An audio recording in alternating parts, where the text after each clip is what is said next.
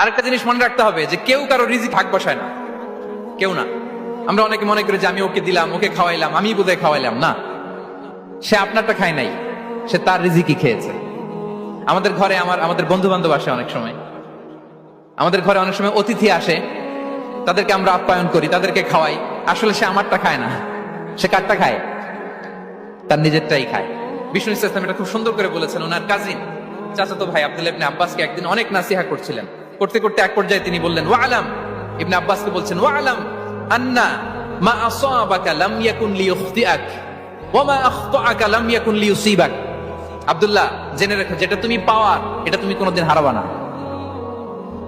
যেটা তোমার হওয়ার কথা ছিল ওটা তুমি কোনোদিন মিস করবা না। আর যেটা তুমি পাওয়ার কথা না, গোটা বিশ্বের সব শক্তিকে হাতের মুঠোয় আনলেও সেটার দেখা তুমি পাবে না, পাবে না। ওয়ালাম আন্না মা আসাবাকা লাম ইয়াকুন লিইখতিআক ওয়া মা আখতাআকা লাম ইয়াকুন